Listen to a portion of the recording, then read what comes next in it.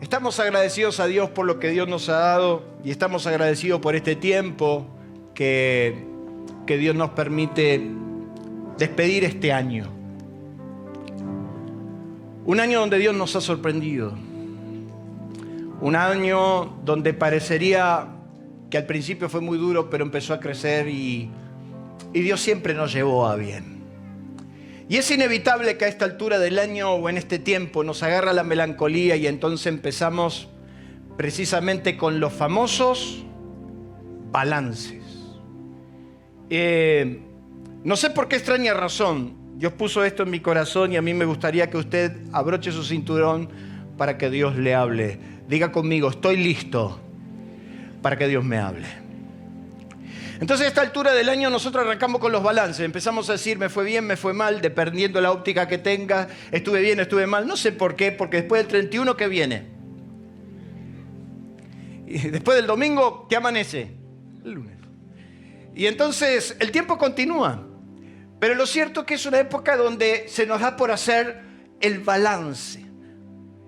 Y entonces empezamos en una retrospección, empezamos a pensar cómo nos fue, qué hicimos, qué no hicimos, cuántas metas nos pusimos, a dónde hemos llegado, dónde no hemos llegado. Y lo cierto es que hay veces que realmente eso trae bastante pena, como por ejemplo decir, este año sí, mi amor, este año hago la dieta, este año te llevo de vacaciones, este año, y terminás con el mismo jogging agrandado que no te entra otra cosa, la misma historia de siempre. Pero sí es una época de balance. Y como pastor quiero decirles que como iglesia también hacemos balance. Y quiero decirles que este fue un gran año. Bueno, con esa onda, fue un gran año.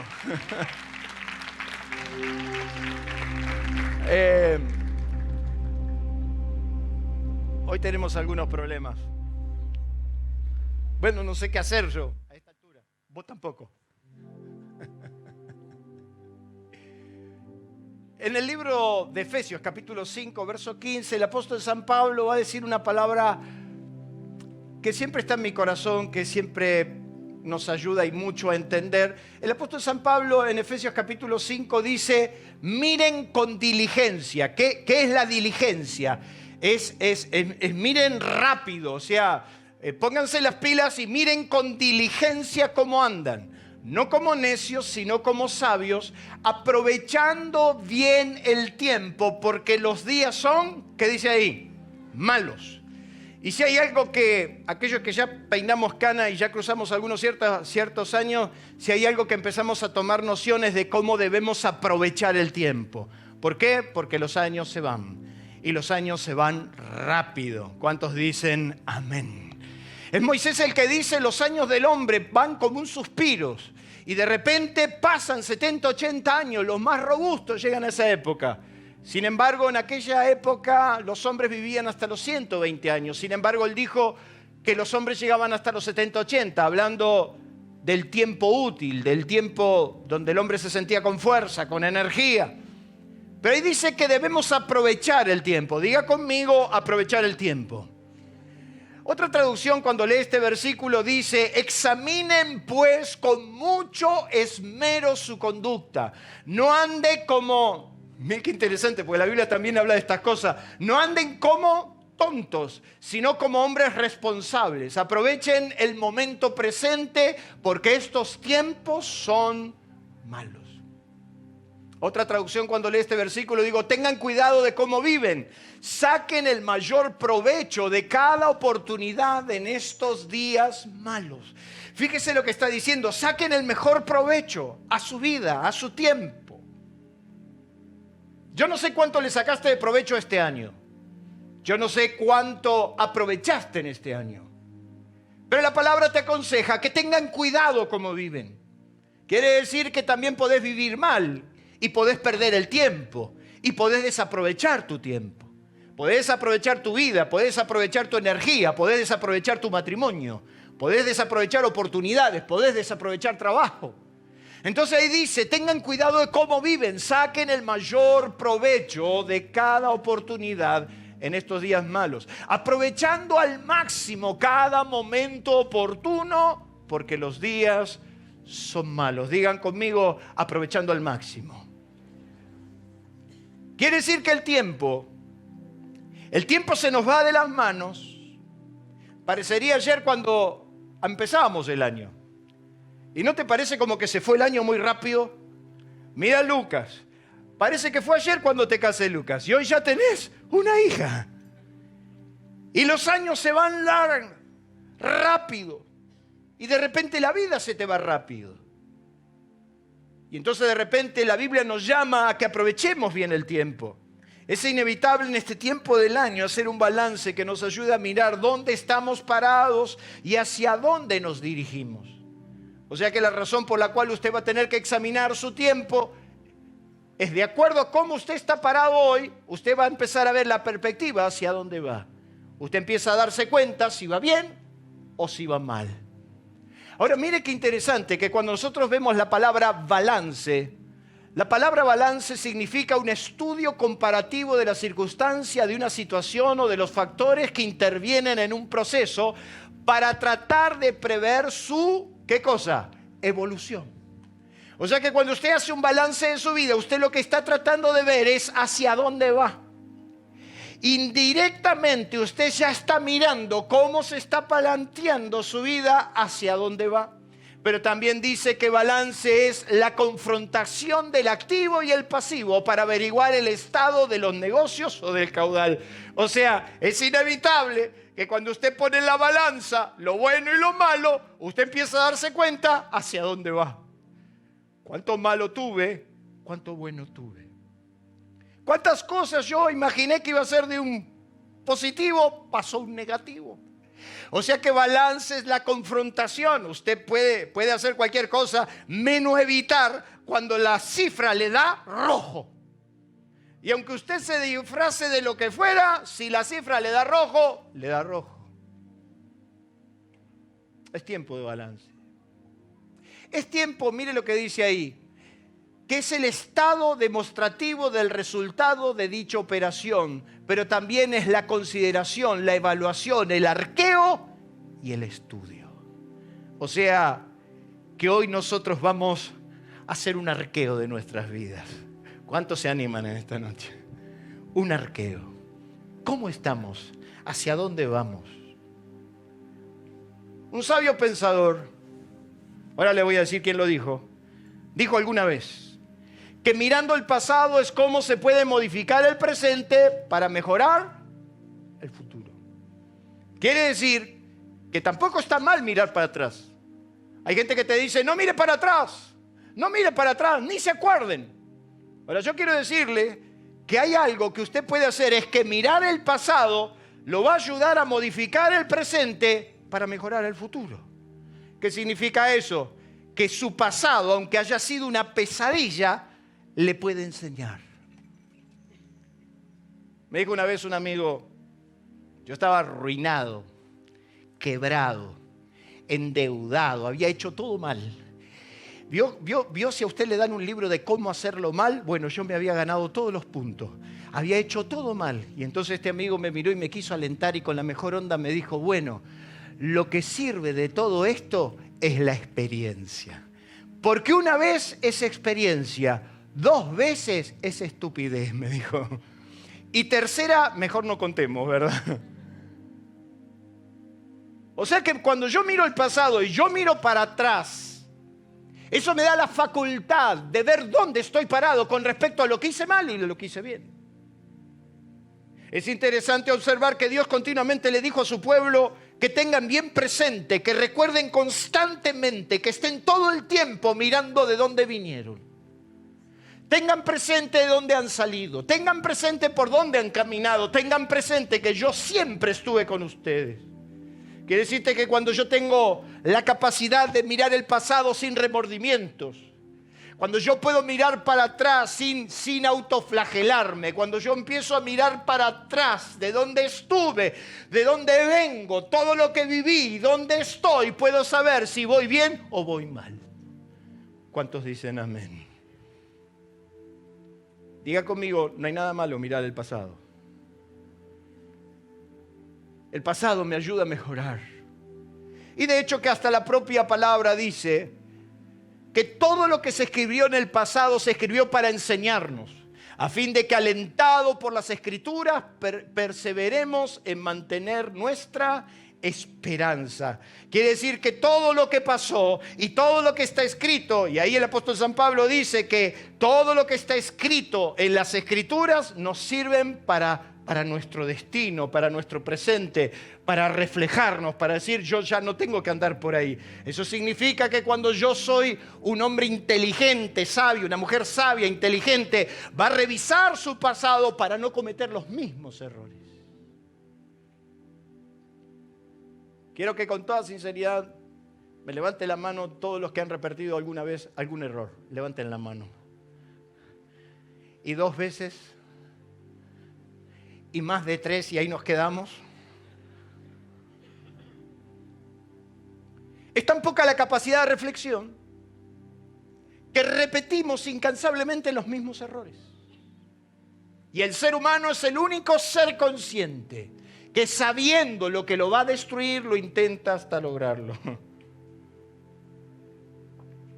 Hace unos domingos atrás yo he predicado acerca de Sansón y dimos la versión diferente de Sansón.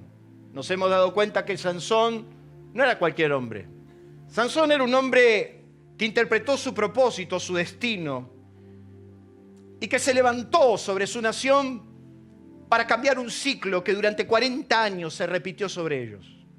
O sea que durante 40 años la nación de Israel vivió un ciclo de continuas maldiciones. Durante 40 años repitieron los errores y fueron sometidos por un pueblo que se llamaba los filisteos. Durante 40 años vivieron los mismos problemas. Durante 40 años tuvieron los mismos problemas.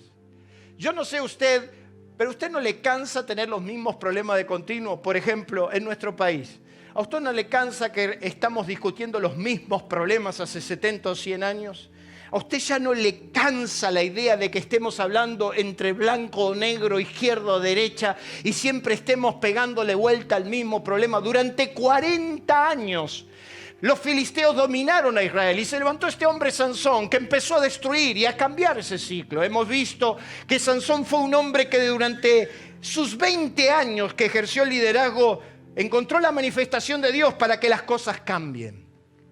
Y a mí me gustaría que a partir de este año las cosas cambien. A mí me gustaría que tu vida cambie.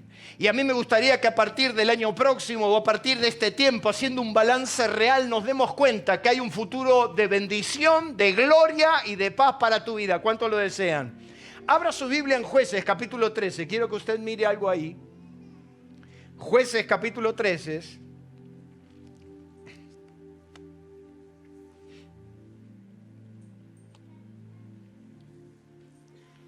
Durante 40 años, Dios no estaba presente en sus vidas. Durante 40 años, las cosas iban de mal en peor y nadie se preocupó. Pero un buen día Dios empezó a manifestarse y eso hizo la diferencia. La diferencia la va a hacer Dios manifestándose en su vida.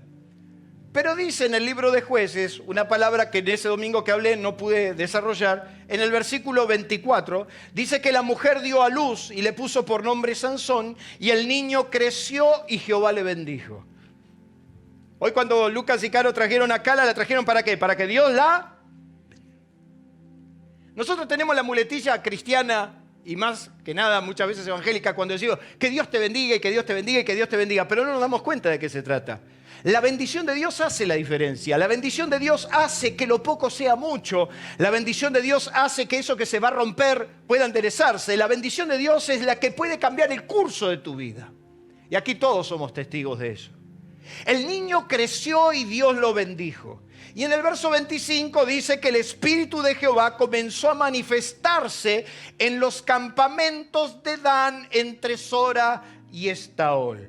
Eso significa que un buen día el Espíritu de Dios empezó a manifestarse y la manifestación de Dios empezó a dar o a augurar que las cosas iban a cambiar. Y yo no tengo dudas que si hay algo que va a cambiar nuestra vida es que la bendición de Dios empiece a manifestar. Una traducción dice que el Espíritu de Dios comenzó a impulsarlo en esos campamentos, y otra traducción dice que el Espíritu empezó a apoderarse de él. Lo cierto es que hubieron 3 lugares específicos donde Dios empezó a manifestar a pesar del contexto. O sea que la diferencia que se dio en esos 3 lugares es la diferencia que logró traer el despertar de Dios. El despertar de Dios a pesar de la circunstancia, a pesar del país donde vivían, a pesar de la maldición que vivían. El Espíritu de Dios se empezó a manifestar y las cosas empezaron a cambiar. Diga conmigo, las cosas comenzaron a cambiar. Y a veces nosotros estamos buscando al Dios mágico. ¿Sabe usted cuál es el Dios mágico? Ese que frotamos la lámpara, sale Aladino y nos dice qué querés, ¿verdad? Pero Dios no es mágico. Dios es todopoderoso. Y entonces hay cosas, hay pequeños indicios que nos empiezan a marcar un cambio de época en nuestras vidas. De repente hay cosas que empiezan a suceder en casa, en nuestro trabajo, en nuestro matrimonio, en nuestras vidas personales, que empiezan a indicarnos de que algo distinto está comenzando. Por ejemplo, de repente te vienen ganas de venir a la iglesia. ¿A cuántos le agarra ganas de venir a la iglesia? Y para aquellos que me están mirando por YouTube, que se quedaron en casa cómodamente, por ahí no le agarraron las ganas. Pero de repente empieza una manifestación de Dios que te empieza a impulsar. Y dice que el Espíritu de Jehová se empezó a manifestar en Sansón. Y entonces toda la gente lo empezó a mirar raro, porque Sansón empezó a manifestar la gracia de Dios. Cuando la gracia de Dios se manifiesta, las cosas cambian. Cuando la gracia de Dios se manifiesta, hay un mover, hay algo distinto, a pesar de las circunstancias. En estos lugares, Sansón vivió una experiencia espiritual. Y dice que en esos 3 lugares Sansón acampó. ¿Sabe usted qué es acampar? A Sansón le agarró la onda hippie y acampó. Acampar es detenerse en un lugar fuera de un estado, en un lugar de sosiego, en un lugar donde nos sentimos cómodos para disfrutar lo que se está viviendo. Dice la Biblia que en estos 3 lugares Sansón acampó, ¿verdad? Qué lindo sería que estar viviendo en esa experiencia nos lleve a acampar también. Ahora, estos 3 lugares, yo les quiero hablar, donde Dios se manifestó. En primer lugar, tenemos el campamento de Dan. Diga conmigo, Dan. Dígalo más fuerte, Dan. En este lugar, Dios se manifestó en Sansón. ¿Sabe usted qué quiere decir Dan? Dan significa vindicación, persistencia, juzgar o contender por algo, alguien que nace para corregir algo.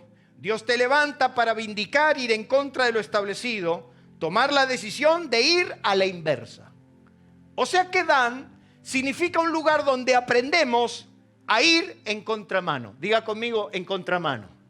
O sea, yo no sé si usted alguna vez vivió esa experiencia, pero en Dan, donde Dios se le manifestó a Sansón, era un lugar donde se aprendía a vindicar, a ir en contra de lo establecido, a rebelarse a lo establecido, a no captar lo que te quieren imponer. Y durante 40 años los filisteos gobernaron a Israel, y es en Dan donde Sansón aprende de que por más que los filisteos nos gobiernen y por más que haya los problemas que nos hayan, si Dios está conmigo, yo puedo ir en contra de lo establecido. ¿Cuántos dicen amén? Denle un fuerte aplauso a Dios por eso. Literalmente Dan significa vindicar.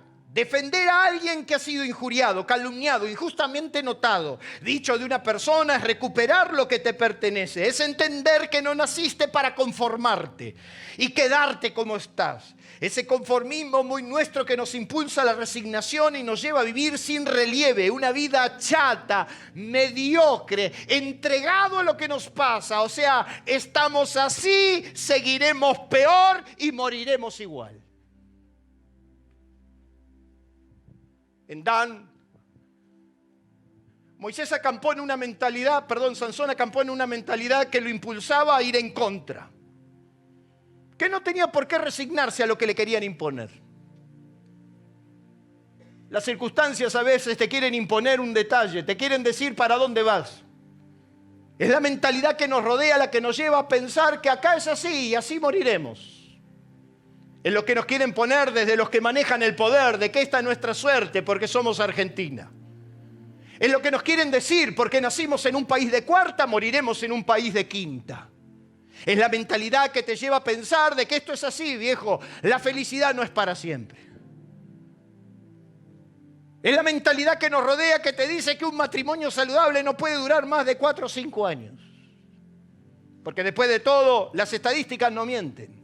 Y dicen que la mayoría de las rupturas se da entre el 5º y el 7º año. Porque esto es así. Porque los jóvenes se tienen que rebelar porque esto es así.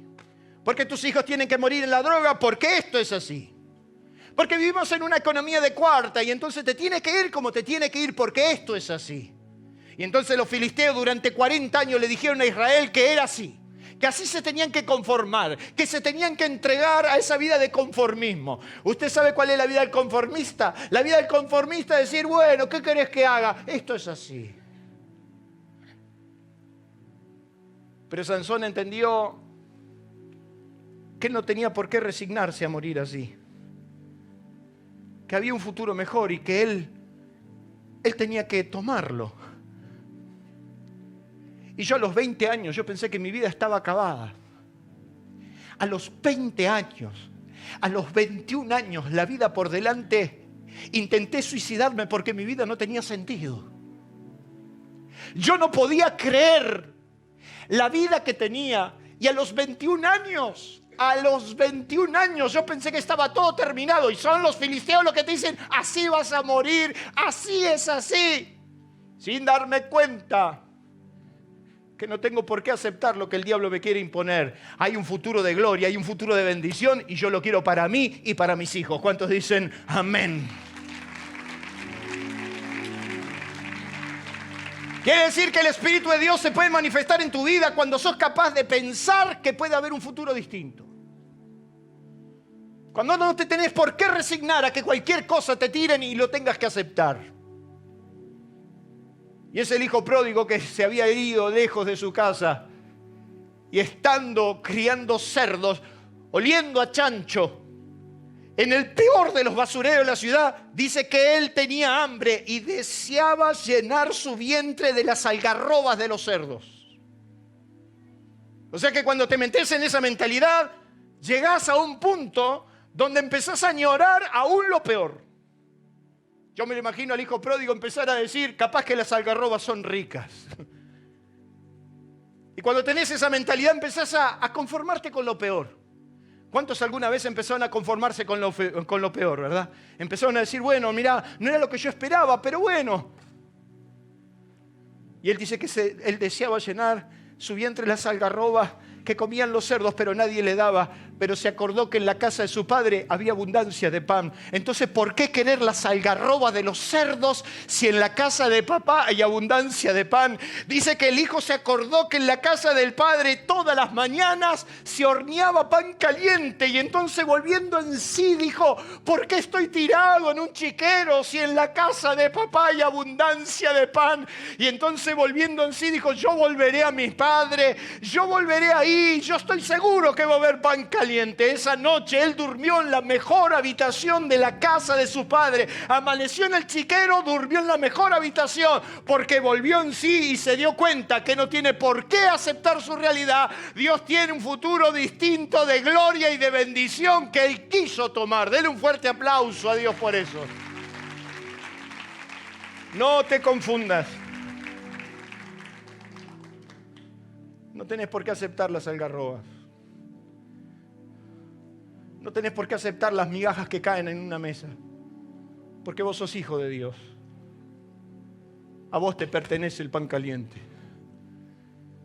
Y dice que volvió su padre y el padre lo esperó y lo besó. Y le puso anillo en su mano, le devolvió la herencia, calzado en sus pies, nunca más vas a pisar el fango del barro. Y le puso vestiduras limpias, hablando de integridad. Le devolvió la integridad que perdió cuando se fue al chiquero.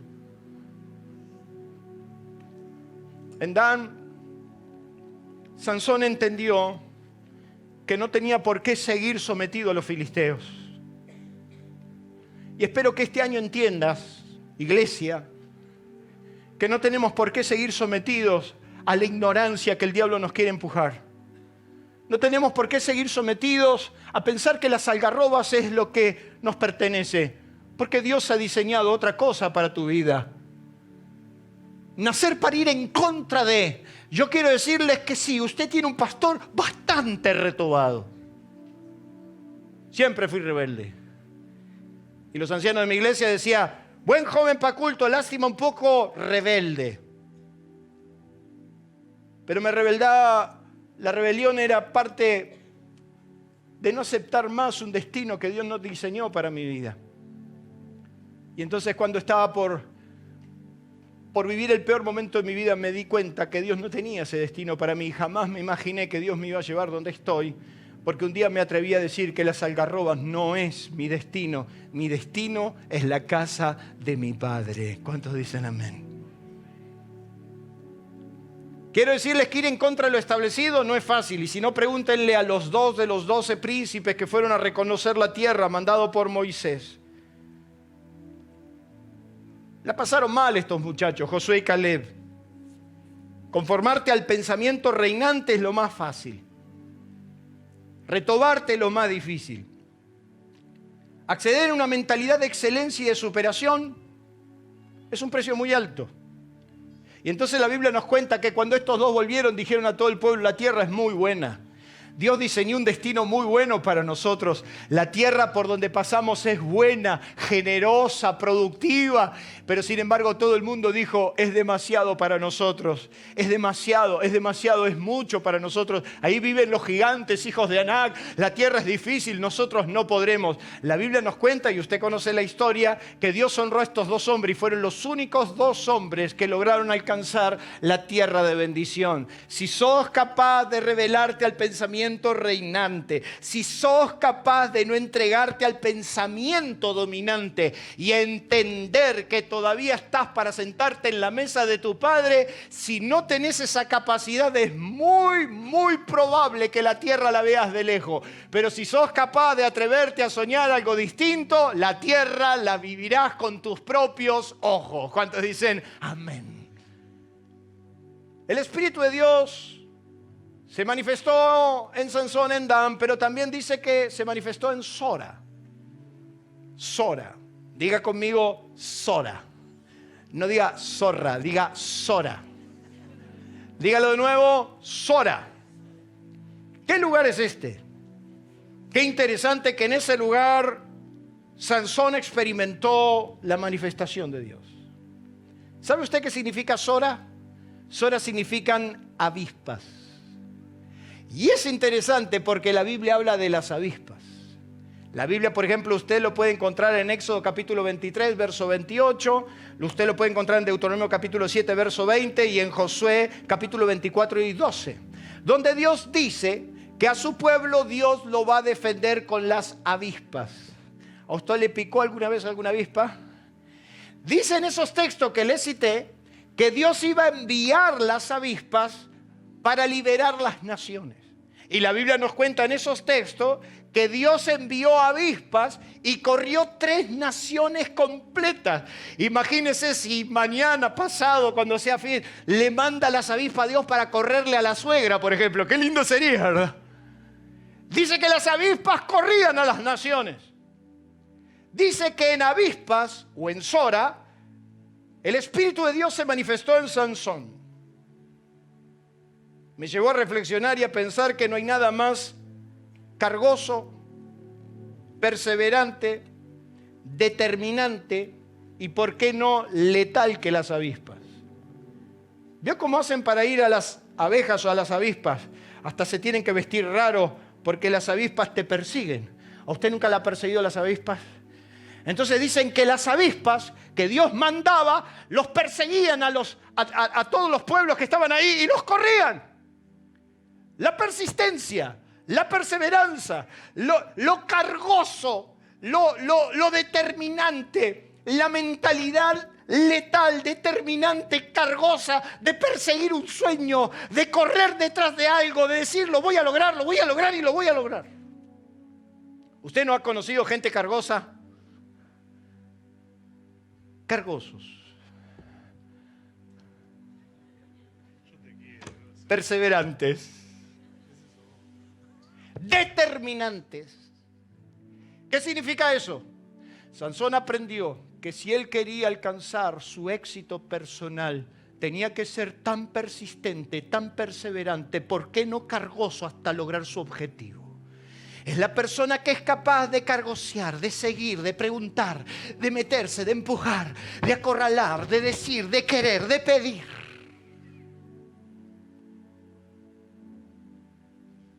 Hasta las cosas de Dios se reciben mediante tu perseverancia. La Biblia nos dice que una viuda muy insistente iba delante de un juez injusto. ¿Lo ha leído alguna vez? Y dice que iba delante del juez injusto que no temía a Dios ni tenía respeto por los hombres. Y entonces Jesús dijo, hablando de la necesidad de perseverar, de ser insistente, de ser cargoso. Qué lindo cuando usted es cargoso con Dios. Cuando de repente Dios se da vuelta y vos estás ahí diciendo, Señor, dame el pase al Barcelona, ¿dónde me mandan?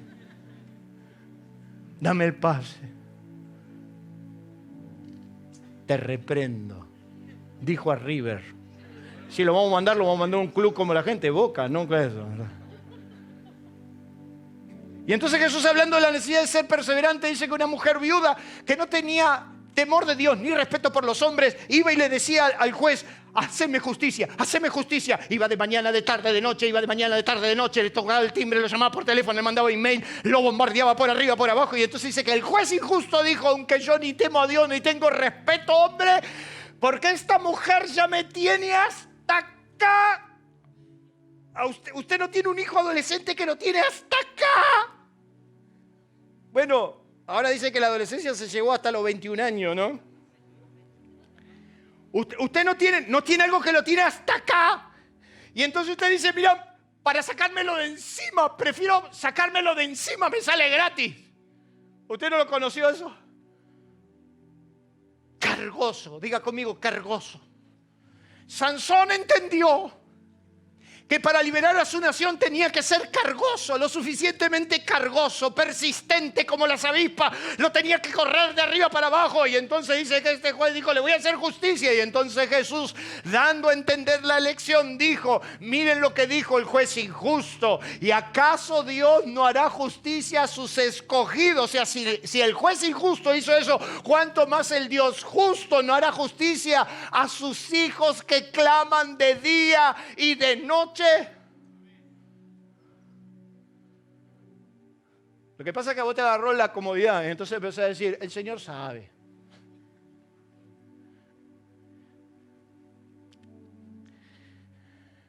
Un día un abogado me llamó. Nosotros teníamos juicio de ejecución sobre todas nuestras propiedades. Las propiedades que mi papá había comprado, había edificado, había hecho, y hasta mi mamá había hecho de peón. Y entonces, en nuestro hermoso Mar de Ajó, un día me llama el abogado y me dice, quiero decirte que ya salió el exhorto para que la propiedad sea ejecutada, para que sea rematada. Y entonces ese día yo sentí realmente que se me cayó toda la fe, porque yo creía que Dios me lo podía librar. Yo creía que Dios me iba a defender.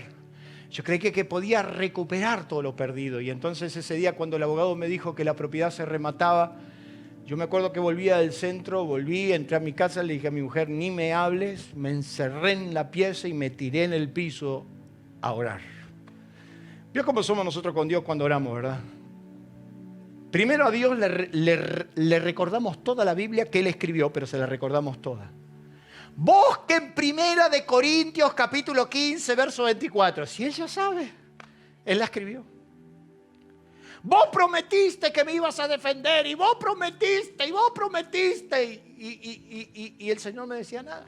Y entonces al poco tiempo, cuando te das cuenta que Dios ya no te responde, empezás a decirle, al final de cuentas, ¿para qué te creí?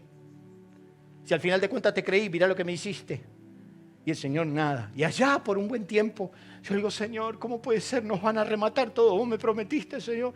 Y entonces Dios me habló fuerte al corazón y me dijo, ¿qué tiene más peso, mi palabra o la palabra de un juez? Y entonces yo le dije, Dios, vos no entendés, acá en la tierra Yo puedo creer que Dios es el Dios de las 11:59, pero no cuando te remates. Yo puedo creer que vos me podés cuidar hasta que un juez dice. Entonces yo le digo, Señor, acá en la tierra, cuando un juez dice que se remate, se remate. Y Dios me vuelve a hablar y me dice, ¿qué tiene más peso, mi palabra o la palabra de un juez? Y entonces ahí me quedé en silencio. Y al poquito tiempo le dije, Señor, pero vos me prometiste que nada se iba a perder. Y cuando pasaba el tiempo decía, Señor, vos me prometiste que nada se iba a perder. Y el Señor seguía diciéndome, ¿qué tiene más peso, mi palabra o la palabra de un juez? ¿Sabe usted que yo puedo ser una de las pocas personas que puede contar que una propiedad tuvo casi 4 años sentencia judicial y nadie fue a rematarla para la gloria de Dios?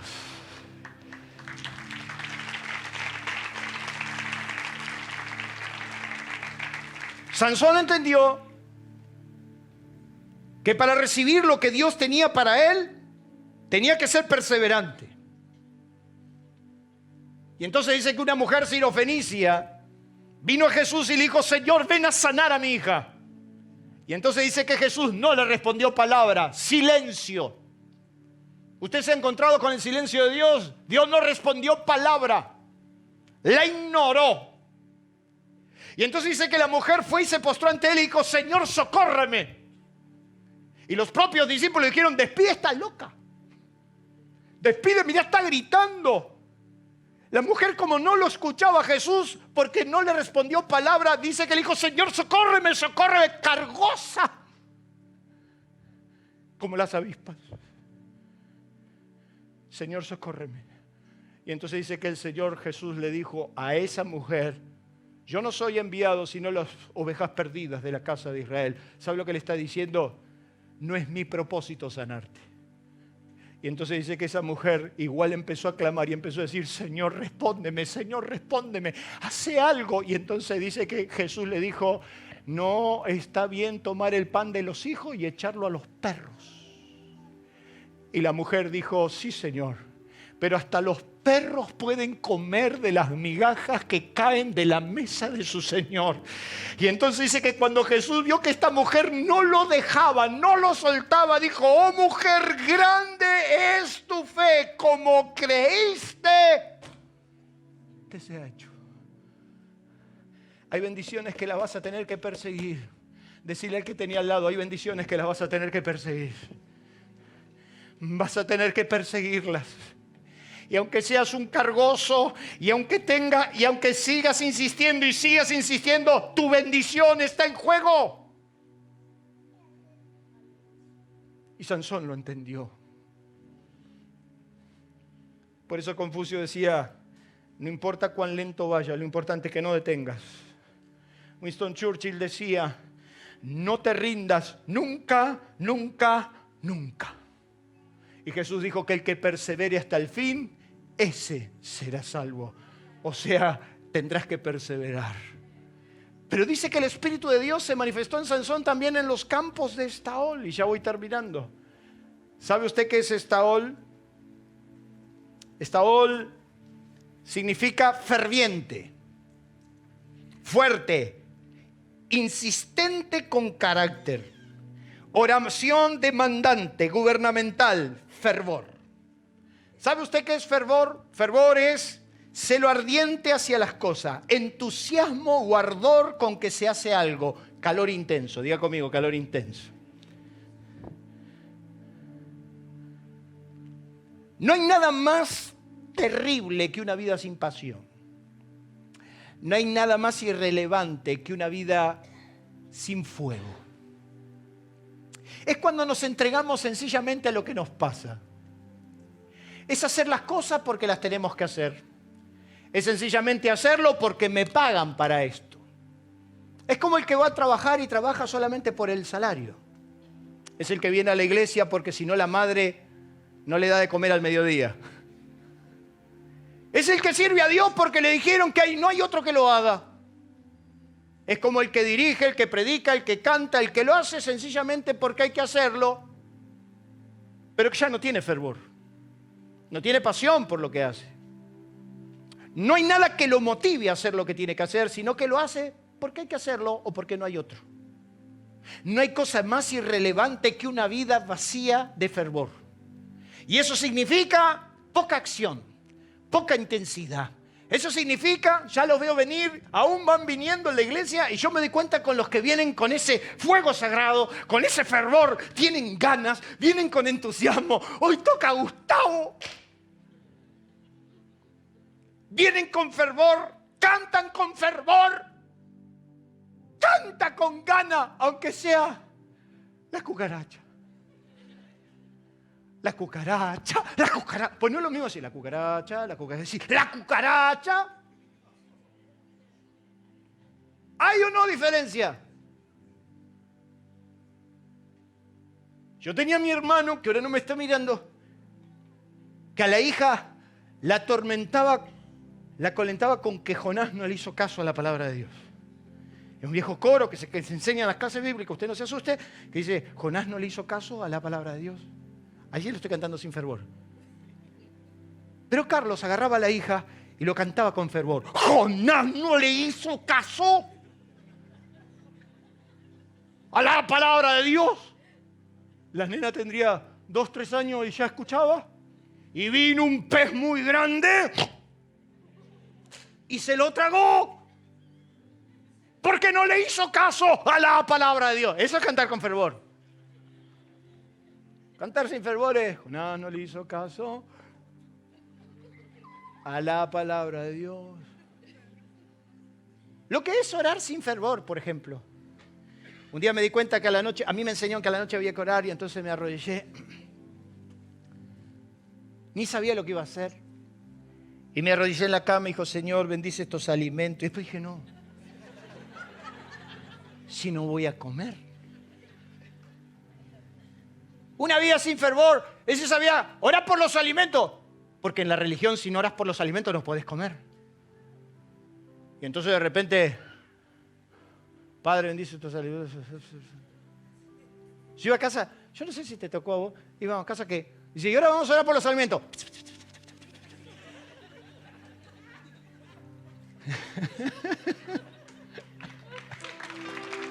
¿A qué le pasó?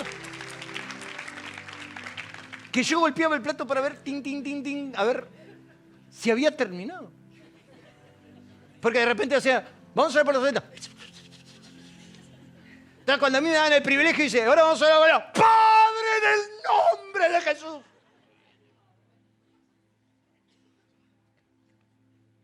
Lo peor que te puede pasar en la vida es vivir sin pasión.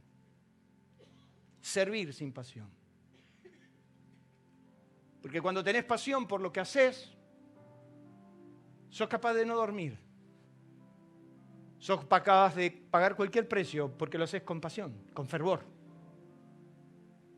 Yo estoy de vacaciones, sin embargo hoy, como todos los santos días de mi vida que predico, me encerré todo el día.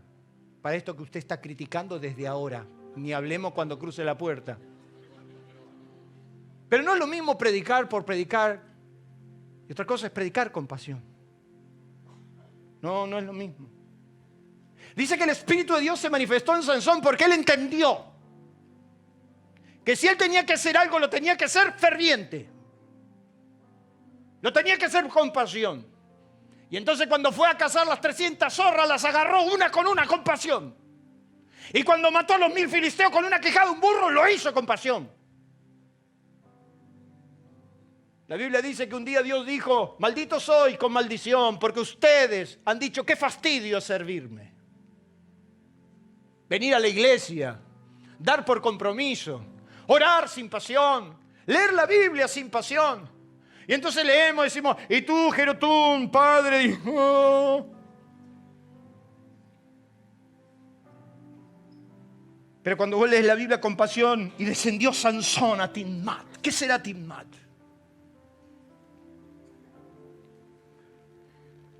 Lo que movió la mano de Dios después de 3 años de hambruna, sequía y desolación fue la oración ferviente de un hombre llamado Elías.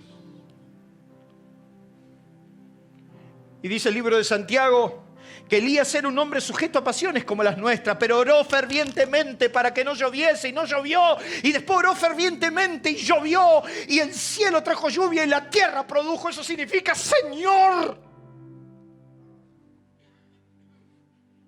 Cuando él necesitó que los cielos se abran y llueve, dice que se puso entre las piernas, su cabeza entre las piernas y dijo: Señor, manda agua. Quiero agua.